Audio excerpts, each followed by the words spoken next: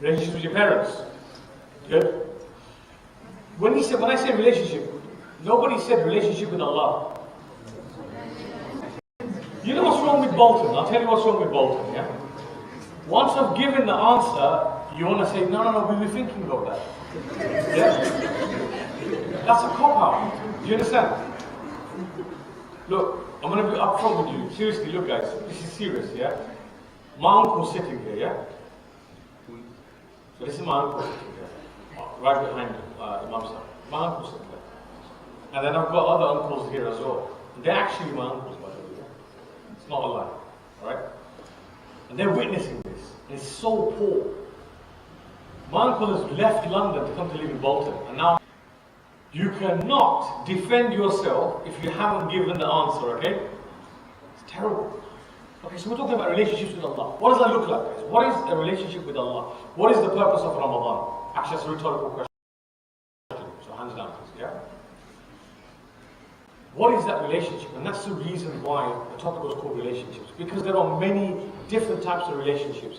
And each relationship has within it its own, one, requirements, two, the things that matter in the relationship, which are what?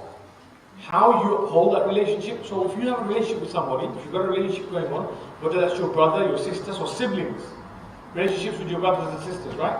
Siblings, your parents, your cousins, your friends, your families, people you know, that's all worldly stuff, right? That's all the stuff that you do every day, day in, day out, normally with people. More importantly, there's got to be a relationship with Allah. And that's the purpose of Ramadan, right? Ramadan is about the famous verse. At the end, what do we say at the end of that verse? لَعَلَّكُمْ لَعَلَّكُمْ تَتَّقُونَ. Right? What does تَتَّقُونَ mean then? Now talk to me. What does تَتَّقُونَ mean?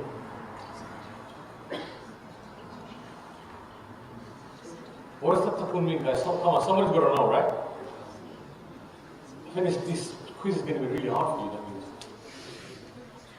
No? Don't know? Alright, Shaykh. Tattaqoon is to be aware and conscious of Allah. Right? To be aware and conscious. There's also another meaning that we add to it, which is to fear Allah. What we're talking about is, when someone fears Allah, they don't flee from Allah. They come closer to Allah. When you fear a human, what do? You run. Right? When you fear a human, what do? You worry, you're scared, you're going to be out of that place because it's dangerous, or there's danger there. With Allah, there's not that type of fear. When you fear Allah, it's more of a fear that makes you get closer to Him, to want to know Him. Now, the companions of the Prophet ﷺ, on one occasion, they came to him and they said, Ya Rasulullah, Ayyun nasi afdal. They asked him, Ya Rasulullah, who is the best of people? And the Messenger ﷺ, he said something very beautiful. He said, مخموم القلب وصدوق اللسان.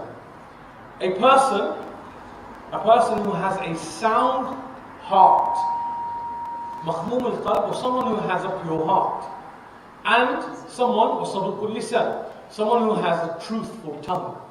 So someone who doesn't lie, someone who doesn't make things up, someone who doesn't backbite, someone who doesn't do those kind of things, doesn't take information from here, somewhere else, manipulate information, saying the stories about something that's red, they made it up and said it was green. So the Prophet ﷺ is saying that the best of the people around us are those people who have a sound heart and they speak the truth. Now the Sahaba, the companions, they always the best. The Prophet ﷺ could have said Abu Bakr, right? Because wasn't he the best person amongst the companions that we know about? Yes? Abu Bakr. Because if the Prophet ﷺ said, be like this person, then people would have lost hope. Because there's no one else that could have been like Abu Bakr radiallahu anhu. So the Prophet ﷺ never said, be like someone. What did he say? He said, actually, these are some characteristics, and if you can take these characteristics, make them yours, then you can also be from amongst the best of people. So they said, Ya Rasulullah, we know, okay, what Saduqul Lisan is. They said, Saduqul Lisan na'rifuhu. We know what it is. فَمَا مَخْمُودُ. They said, Rasulullah, but what is a person who has a sound heart? Who is that person and how? So the Messenger ﷺ explains it. He says, مخموم القلب is التقي نقي. He said, listen to these words. تقي نقي. تقي is related to what I mentioned already, which is taqwa. لعلكم تتقون. تقي means a person who has no room in their heart for anything other than Allah subhanahu wa ta'ala. Now that sounds even more difficult. So let me explain this. Okay? The Messenger sallallahu alaihi wasallam is saying, when a person does something, so let's say you're going to do something, right? It could be absolutely anything. Let's say you're going to leave the masjid and you're going to mom, dad, family, brother, sister, whoever it is, friends. Well, you're going somewhere.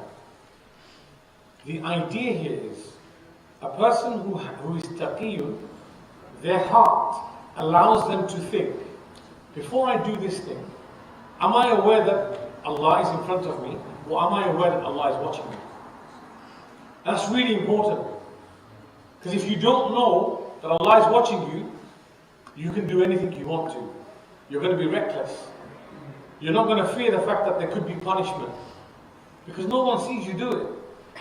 When you're alone, and you've been told not to do something, you want to do it more. That's because we don't remember that Allah is watching us. So the Prophet says, Taqiyun naqiyun. The first one is someone who has consciousness of Allah. Be aware that Allah is always here. It doesn't matter if you're alone. It doesn't matter if you're with friends and you're trying to impress people. Remember that Allah is watching you. And Allah knows your every intention, everything that lies in your heart.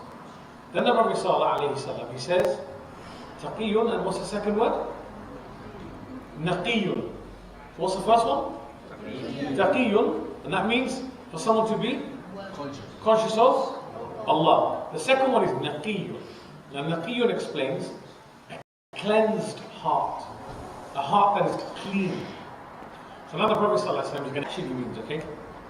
So listen to this. This is a heart that has no sin in it. Heart doesn't do any sin. It can't commit sin. Then he says, وَلَا بَغْيَ وَلَا غِلَّ وَلَا حَسَدْ. Let me repeat those two. So there's four things he mentions. لَا إِثْمَ فِي. There's no sin. So you can't be sinning. In Ramadan, the purpose of this is to what? To ensure that you don't sin. Why do you fast? It's a reminder, right? It's a reminder for you. You fast because you want to please Allah. And at the same time, when you're pleasing Allah, what's the point of it? It's to remind you that I've got to ground myself. I shouldn't be sinning. I shouldn't be doing this. I shouldn't be doing that. But Prophet ﷺ says, as well as no sinning, there are three things that can't be in your heart. The first one is obviously not sin. Then the other three are what? وَلَا بَغْيَ. You can't be someone who oppresses someone. So you can't do any type of injustice. Do you understand what injustice is? Yeah? Injustice normally takes place against someone who's weaker than you, who's unable to retaliate back. So that would include all sorts of people. People that bully people, people that say things to people, that hurt people, hurt their feelings, do things to make people feel oppressed. وَلَا بَغْيَ وَلَا غِلَّ. Ghilla means to not hold in your heart any feeling towards somebody else, okay, that lingers and stays. So hatred, hating someone. That person can never be from amongst the best of people. And the last one, wala hasad, to not have envy in your heart. So let me explain these terms a little bit so you get an understanding of, and then I'm going to go on to how this is all connected and what it's got to do with relationships, okay? So, the first one is wala ghilla, right? This is about animosity, and the term I use is rancor, because it's about having a feeling in your heart that stays for a long time. That means you're someone who's not forgiving that person. If somebody does wrong to you, Right? Let's take an example. So I came in, I made salam, you didn't give salam back to me, so you wronged me, right? Agreed? That's good, at least you agreed to that. Yeah? So you wronged me, but I forgive you. Why do I forgive you? Well, why do I forgive you? Because you made a mistake. Should I care that you made a mistake? No, answer me. Answer me. There's no right or wrong answer. We're having a conversation and I'm speaking to you at the same time. So, go on.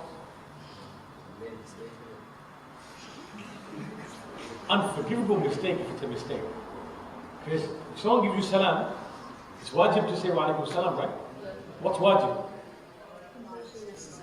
If you miss a wajib, what happens? According to the Hanafi madhab, according to Abu Hanifa, right? So that's a big mistake then if you say it's a mistake, right? But that's the truth. You're speaking the truth, right? Are you speaking the truth? For you, that's the truth. Somebody else in here could sit down and say, you know what, I didn't hear you. And that could be their truth, right? So the reason why I'm saying I'd forgive you is because one, it's the right thing to do. What's the point of me holding that against you? Do I gain any benefit? Do I become closer to Allah? Do I get any reward? I get nothing. I'll tell you what I get heartache. I have to keep this thought in my mind constantly that tells me, you know what, actually I don't like these people, or I don't like this person. And that is not the way of the Prophet ﷺ. The beauty of spirituality, with the fact that what are you supposed to do? You're going to pray your salah. In Ramadan, what are you doing? You're keeping your fasts, right? So you're doing all the things you're supposed to do. You're abstaining from sin. You're staying away from doing any kind of sin or guna, right? So you're doing all these things. But then your heart is not clean. So if your heart's not clean, and you're doing all these things, and you're saying in your dua, you're saying, oh Allah, forgive me. Allah, forgive me. Hatred for somebody else. Or you dislike someone. Or you've oppressed someone. You've hurt someone. You've taken someone's property or something that belongs to them. You've broken something that belongs to someone. Is that fair? Can you then say, oh Allah, forgive me? No. Okay, so look at this. This is interesting. This hadith is interesting. When they asked the Prophet ﷺ, Ya Rasulullah, who's the best of people? How did the Prophet ﷺ break this up? He said, Taqiyun, Naqiyun, right? Or Taqiyun falls into the fold of what we call Huququllah. These are the rights of Allah. If you miss your salah, can I forgive you for it? No, right? Who can forgive you for that salah? Talk to me. Who can forgive you? Allah, right? So that's a right of Allah. If you miss your fast, and you come to me and you say, Mawsaf, I missed my fast, can you forgive me? Can I? No. Completely not, right? Not within my jurisdiction. So whose right is it to forgive you? Allah. And who are you going to ask for forgiveness? Allah, right? Okay, now you oppress me. So now, somebody's taken my shoes. It's a normal thing in the masjid, right? I hope not in Masjid Ali though, yeah? I think you guys have probably got better shoes than me, so you probably won't want to take them. None of your business! No, I'm joking. Okay. I'm trying to wake you up. That's what it was. I'm wearing some Timberlands. Do you want to buy them? No. I tell you what they are, and then you just probably a bunch of youth here, mashallah. Now, someone tell me what he's wearing, because I'm taking them with me. Right. What are you wearing? What are you wearing? Some green shoes. Why have you got? Mashallah. Some green ones, yeah? What no make? And then you drop me. I like you, man. Anyway, it's good. Come back to the point, right? Let's draw this back to the point. So those are the rights of Allah. Do you understand that? Yeah? The rights of Allah, only Allah can forgive. Naqiyun is referred to four things. One of them refers to the rights of Allah, which is La ithma fihi. This person died, or you have to ask the person that you've hurt. Right? Yeah. So if you take my shoes and you leave the masjid, now I don't know how I'm going to get to where I need to go to. And it's going to give me some problems, isn't it? So I'm going to have to find another pair of shoes, we might have to borrow a pair of shoes, someone, God knows what I'm going to do, right? We're going to figure it out. But you know that trouble you gave me in that point, in that moment, in that point of time. If you go to Allah and say, Allah forgive me for that, is Allah going to forgive you for that? Why not? So what do you have to do? Who you got to ask forgiveness to first? To that person, right? So this is where I want to connect this hadith, alright? I want you to listen to what I'm going to say to you. It's very important. وَلَا غِلَّ, having no animosity in your heart. Okay? Not having any feelings, harboring any feelings, any hatred in your heart. Not being unjust. Not holding any grudges in your heart. And the last one, وَلَا حَسَدَ. Listen to what this says. Okay? Hasad is a very, very, very evil illness. Hasad means envy and jealousy. Listen to how evil this is. The way this is described, okay, is this is Arabic, right? وَلَا يَتَمَنَّى زَوَالُ نِعْمَةِ الْغَيْرِ.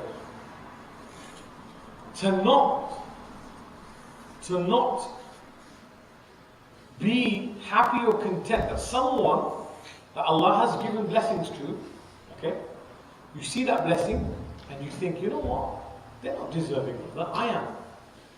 I should have had that. You see someone who's got something nice and you think, why is that person got it? They're not deserving, I should have it. So to see something that Allah has given to somebody else and to think that you are more deserving of it, it's a horrible thing to have in your heart. Do you understand that example? Yeah. Yeah? That's true jealousy. But what the Prophet ﷺ is telling us is, you can ask Allah for as much as you want in terms of forgiveness, but until you haven't asked those people that you've hurt, you're in trouble. And this trouble is going to come back to bite you, not only in this world but in the hereafter. Do you sometimes have issues with your parents where you disagree? Be honest, you disagree with stuff, yeah? They tell you to do stuff sometimes, you think, I can't be bothered. But sometimes they tell you to do something and you think, man, don't you do it that way, I can do it like this. Yes or no? Yeah. Yes. Happens, right? Yeah. Is it a good thing or a bad thing? Why is it a bad thing? It isn't vain because your mother was before Prophet. He said like your mom before Allah and Prophet Muhammad sallallahu alaihi wasallam. After Allah and Prophet Muhammad sallallahu alaihi wasallam comes your mother. I mean, disagree. I don't think I agree with that point, but I'll tell you what he's trying to say. Yeah. After Allah, from the verse, okay, there's a beautiful verse in the Quran. Where Allah says, وَقَضَى رَبُّكَ أَلَّا تَعْبُدُوا إِلَّا إِيَّاهُ وَبِالْوَالِدَيْنِ إِحْسَانًا. You know this verse, right? وَبِالْوَالِدَيْنِ إِحْسَانًا. Everyone's heard this verse 100 million times. So Allah says, after my worship, okay, after you submitted to me. So that technically means Allah and His Rasul. Okay, it means both. So submitting to Allah, but the deen isn't complete without the Prophet ﷺ. Right? And Allah is saying, submit to me, which is submitting to Allah because that's what the deen asks us to do. After that comes your parents. Your parents. Okay? Parents. You understand that? Parents. Then there's another discussion about which parent is what, and each parent has different roles, and both of them are of very high status.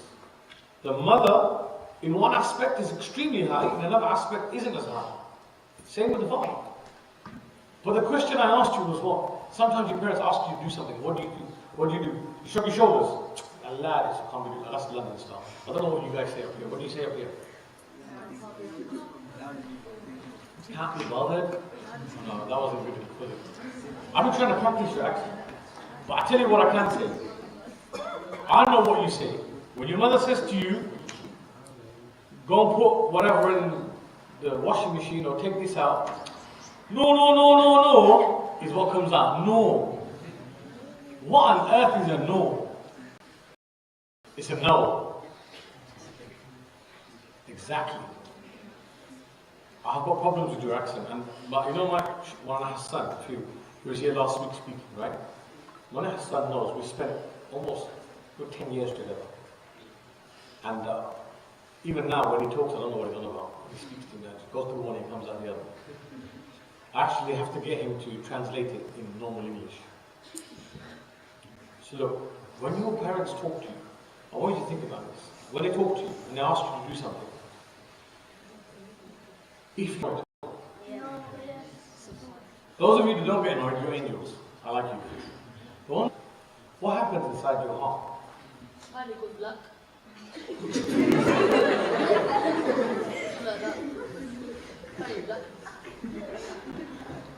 I like that answer. I'm going to come back to this second. Okay? What happens to your heart in terms of feeling is the question you ask.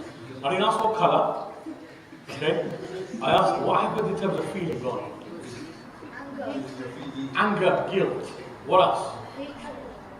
What else? Hatred. Okay, that's good. We're getting to the point.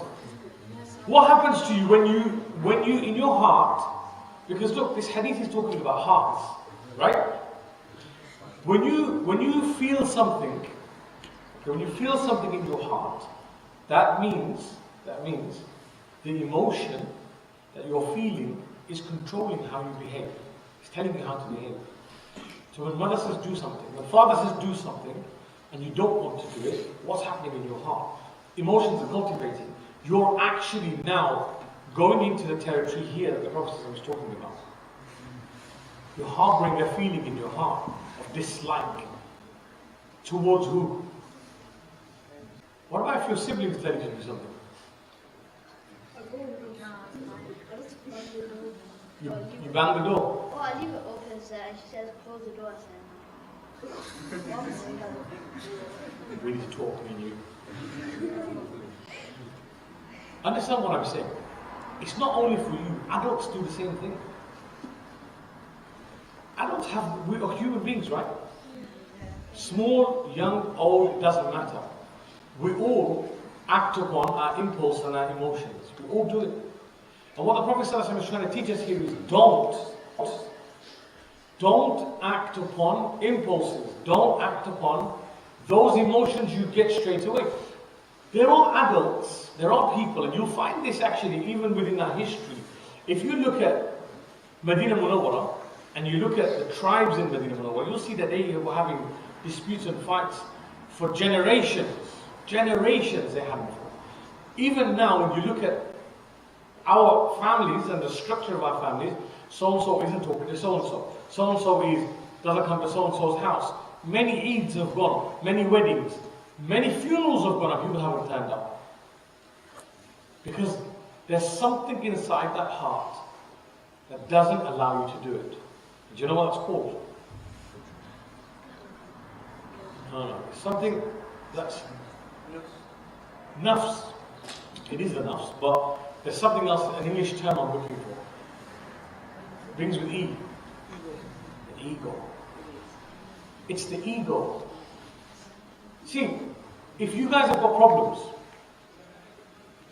can you say sorry to each other? Are you okay to say sorry to Allah? Does it hurt you if you say sorry? It doesn't make you feel bad if you say sorry. That's fantastic if you can do that. And I pray to Allah that that's how all of us react when emotions overtake our heart. Because even as an adult, there are problems where times we will act on those emotions and then we'll break our families up, we'll break our relationships up, we'll stop. Children and parents stop talking, brothers and sisters stop talking, uncles, nephews, aunts, they stop talking, people stop talking to each other. Why? Because in their minds they're right. And do you know the truth is, everybody wants to go to Jannah, right? So this month of Ramadan, what does Allah say? What does Allah's Messenger say? He says when the month of Ramadan comes, Futihat Abwabul Jannah. What's open in the month of Ramadan? The doors of Jannah. What's closed in the month of Ramadan? The hellfire gates are shut, closed, right? So the only place you really want to go to is Jannah. But do you know you can't enter Jannah with illness and disease in your heart? If a person disrespects all their family members, and when I say disrespect, I'm talking both ways. It doesn't matter who's older and who's younger. Both sides can be disrespectful. If a person is doing this and expecting Allah to forgive them in the month of Ramadan, and making dua, Allah forgive me, Allah give me Jannah, it's a little bit of a waste of time. And the reason it's a waste of time is because Allah is not unable. Allah is unable because Allah said this as a statement. Allah, adult or young, whoever we might be. You gonna do that? Inshallah? See, the biggest problem is when you become older, adults don't let these things go. Adults are very difficult to talk to when it comes to these things. So you know what we have to do? Ourselves and our families. That actually the best way to be any type of grudge. You don't hurt anyone. You don't hurt any creation of Allah. Allah's test for us, the test that Allah puts us in, is for Allah wants to see that you being part of this creation. So we're not going to go against the creation. And the truth, who gave us that authority that we can do this? No, who gave us the authority that we can hurt people? Absolutely. As we did to ourselves. We've given ourselves a fake authoritative badge. And what we're saying is, we will do as we please. A person who has taqwa, what was the word I used before? Taqiyun? Naqiyun, right? Taqiyun. A person who thinks that Allah is watching them. They're not going to hurt someone. Why? Because they know Allah is watching. A person, when something happens, won't harbor ill feelings in their heart. Why? Because they know what? Allah is watching. The two things go hand in hand. Does that make sense? Yeah. The two things go hand in hand. We've got to clean our hearts before we can do anything else. And it's pointless us, you read all, we're going to read Tahajjud Salah. We're going to do so much nafil, we're giving so much sadaqah, we're doing this, we're doing this, we're doing that. But the whole time our hearts are filled with, we've got to clean our hearts first. So the first thing we've got to do is forgive. Let go. When you forgive someone, you let go of it entirely. I'm not saying that you have to be best friends with this person at all. No. What I'm saying is at least you have to make salam to that person. Because that's what the Shaykh teaches us. Right? At least make salam. Minimum, what do? You make salam. Right? Secondly, always be the first person to do it. When an issue happens, sometimes you might not even be wrong. Okay?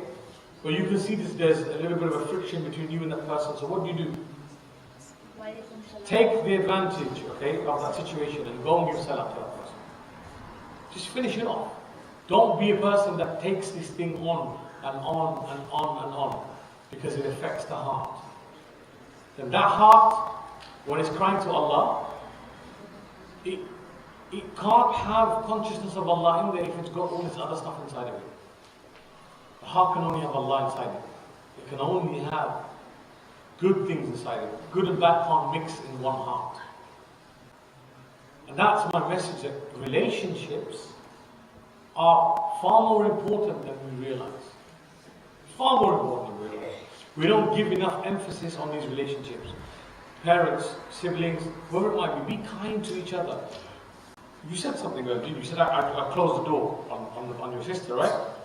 I'm going to pick this up as a point, and inshallah I'm going to wrap up here. Sisters, your sisters, they're not going to be with you for long. Some years later, they're going to get married, they're going to move on, right? So be kind to them. The last thing you want to do is stand in the day of judgment with one of your own siblings standing in front of you and Allah asking you to repay them back on the day of judgment. It's your sibling. If your sibling was to stand in the day of judgment against you, what? So if you're a brother to sister, believe me, when I was young, I've got a sister who's the eldest in my family and one sister who's the youngest. And I'm one of 5 brothers in between. So there's 7 of us. Right? You can't say mashallah tabarakallah. You can't say that. You don't have to be shocked. You don't want to speak? You guys are stingy. Well stingy. I'll just say Ameen to whoever said it, yeah? So check this out. My eldest sister, because my father passed away when I was very young. So I was 9. So I was 9. Allah, I was literally protected by my siblings. And you know who was the most protective of me? My eldest sister. My eldest sister. And you know, my youngest sister, I was always protective of her. And today, I'm going to tell you something, I'm going to share something with you. Today, the situation is such. Of course, we've grown old now, right? We're getting older.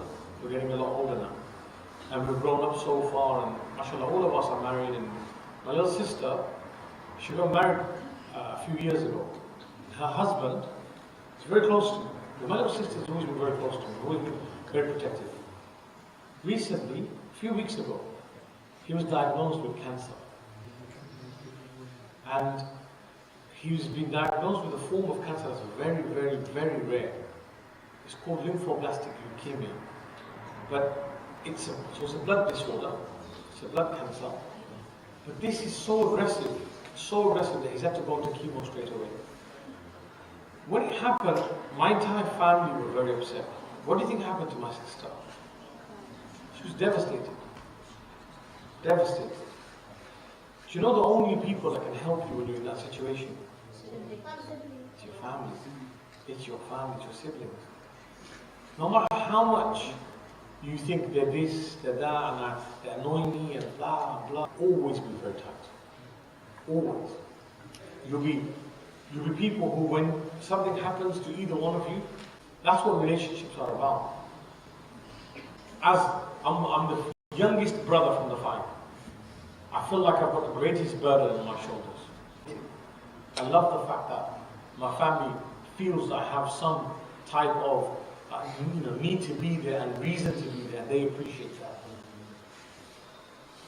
So boys, that I'm talking to all of you, as well as the older people in this room, look after your siblings. Be good to one another. Life is too short. Too short. Before you know it, all you guys are going to be grown up. You're all going to be grown up. And then you're all going to have to go and live your own lives. Probably you'll buy your own houses, you'll have your own families, and all these things will happen. Right now you're thinking, I'm 10 years old, what do you want to go? I've got to do my GCSEs first. Yeah?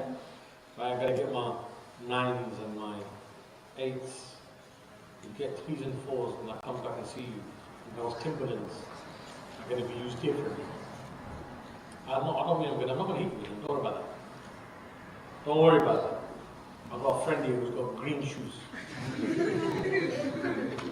I'm saying, he's going to do it. Do you understand the point I'm making? Be kind to everyone. Does it cost you to be kind? No. It doesn't. Do you know our biggest problem is? We don't want to give that to anyone. We hold it in, and every so often a little bit of it comes out, and we're nice to people. The Prophet ﷺ was always nice to everyone. So I'm going to finish here, because we've got a quiz, and I want to see who was listening and who wasn't listening. Are you ready for that quiz? Yeah. Can you do me one favor? Can you do me one favor? Yeah. That wasn't even an answer. Can you do me a favor? Yeah. Yeah? Alright. Will you make me a promise? Yeah. It's kind of a long one, though, right? It's a long promise. I'm going to ask you to do 3 things. Okay? Are you ready? So number 1, I want you to forgive people. When things go wrong, what you do, forgive people. Okay? Agreed? Yeah. Agreed? Yeah. Inshallah. Number 2, be kind to everyone. Can you please make dua for everyone and include me in there as well? Yeah? Will you do that? What are the 3 things I asked you to do? Be kind to one another. What's the first one? Forgive everyone. Always have a good, big heart. Forgive people.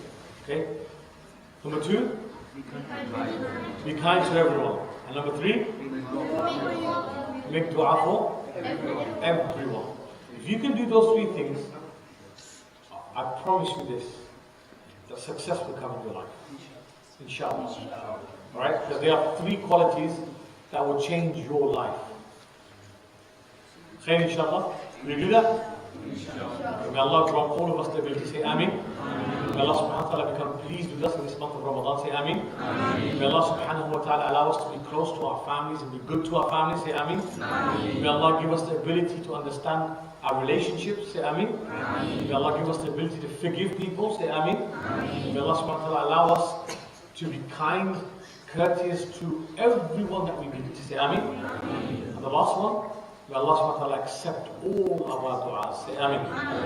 وأقول قولي هذا أستغفر الله لي ولكم ولسائر المسلمين فاستغفروه إنه هو الغفور الرحيم. جزاك الله خيرا for having me, listening to me. I've gone over time, so I'll pass the microphone back over to you.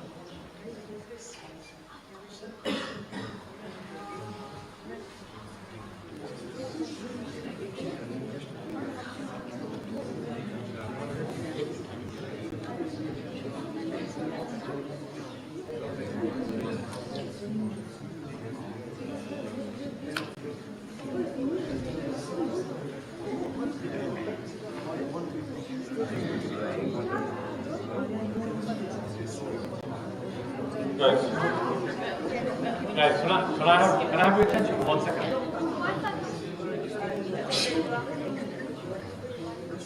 Gentlemen, can I have your attention please for a second? Alright, so I'm going to gear you up for this quiz, okay? You were listening though, right? Now, there's also going to be a gift at the end of it, right? There's going to be a prize. There's also going to be something I'm going to add to that prize. Are you listening? Yeah. Right. So I've got this very special item that if you have it, you can do 2 things with it. One, you're going to, secondly, you're not going to have bad breath. It is a miswak. It is a miswak. It's a very special miswak. Can I show you what I'm going to add in this gift, alright? Okay, so look, this is the miswak. Can I tell you what it's about? This miswak, it's a holder, it's got a cutter, so you can chop your miswak, you can trim your miswak, you can make the bristles of your miswak, everything with it. And then when you use your miswak, it gets wet, right?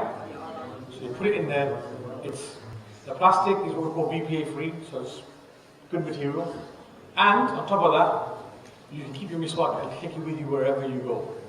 So what does that mean? You're going to have no bad breath, and what else? You're going to act upon the sunnah, which is more important than not having bad breath, right? So inshallah, one listening person who wasn't sleeping, inshallah, will get this with whatever else you're going to get, inshallah. I'm excited to see who wins.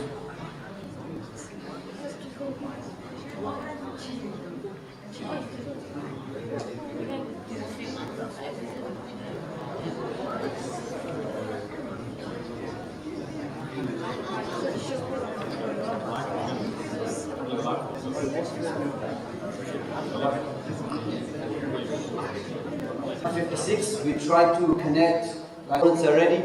So everyone type in the code as quick as you can. You don't have a phone. So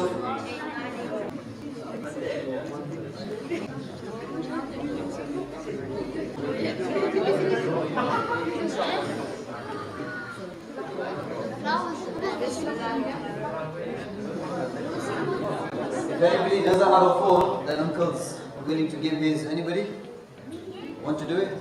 Go on.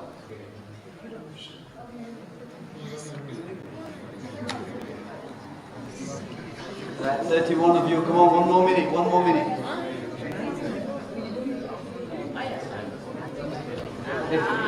Two phones, right? You got 2 phones, you're going to be slow.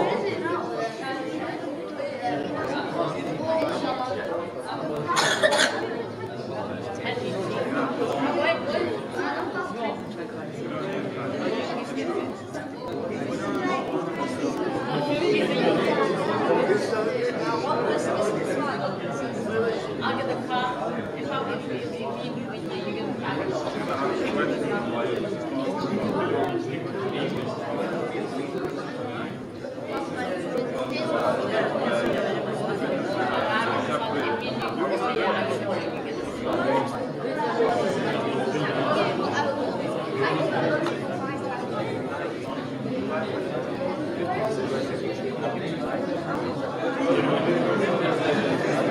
Right, okay boys. 35 people. Get ready inshallah. We're going to start. So the same thing, the quicker you get the answer, the more points you get, the higher you get up on the leaderboard. But don't get the wrong answer because you will miss out on 20%. So come on, let's start. Okay, let's go. Bismillah.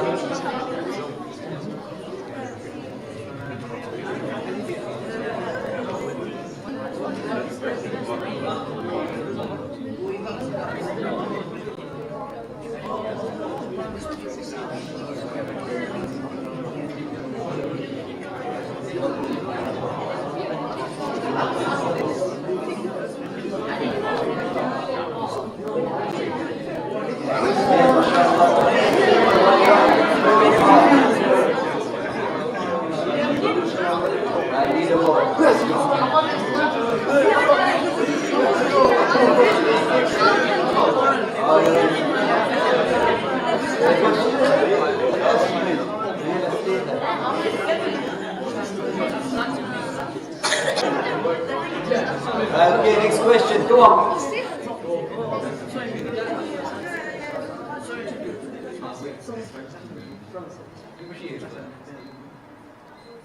What does naqiyun mean? What does naqiyun mean?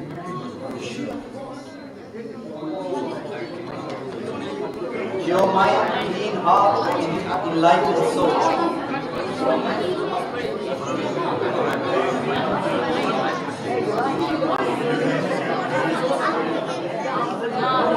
Listen, clean heart, correct?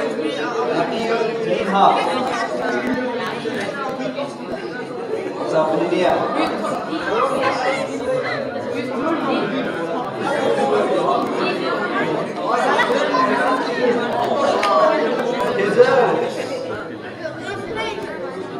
Right, question number 3.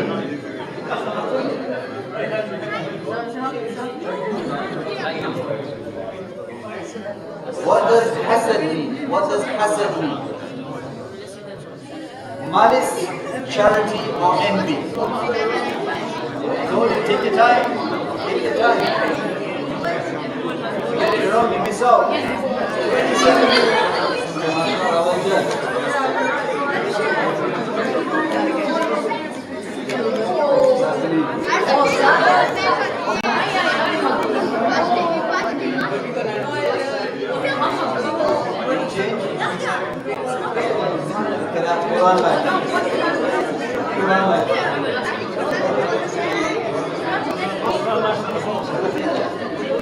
Right, question number 4.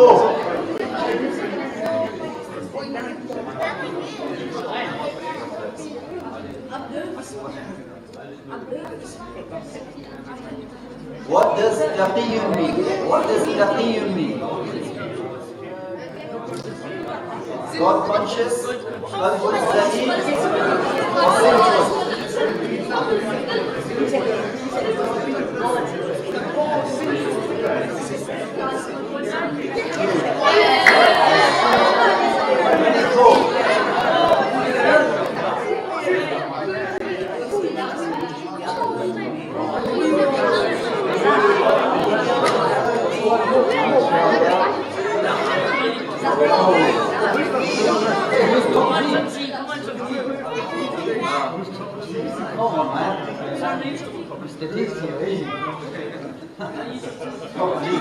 Abdullah Zaim, did you win the last one? You're second, yes, mashallah.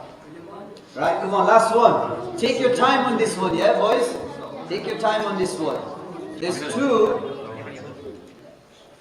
Oh, take your time, that's all I'm telling you. It wasn't actually in the talk. No. Yeah? Just take your time. Think about it. Space.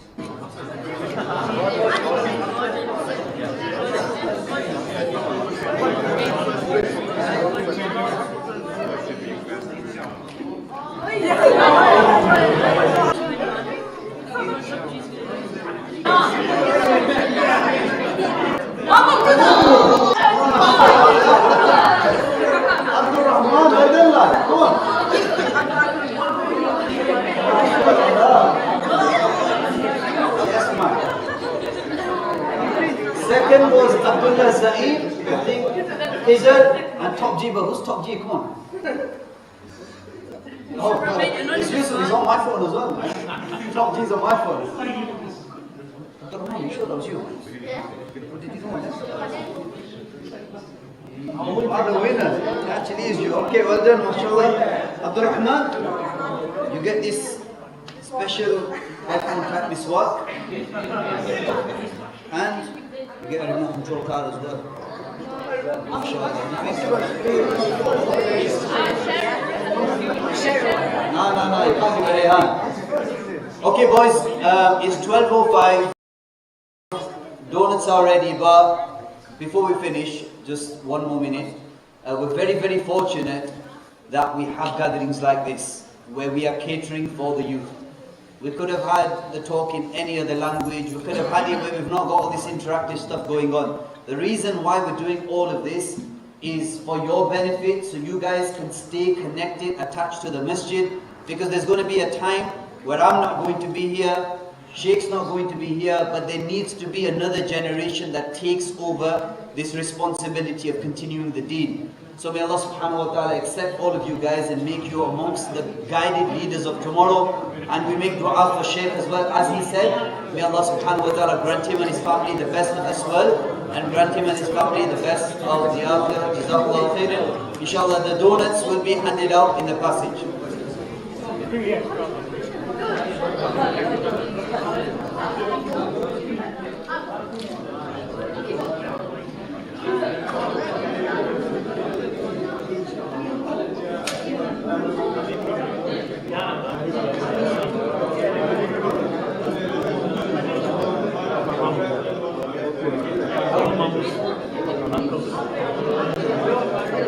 So, the waiter, everything's on the line. So, basically, technically, my grandmama is literally, I can, it's no exaggeration. My mother is father. Literally. Even if it's not literally, because they're first cousins. So, we're used to seeing the kind of like,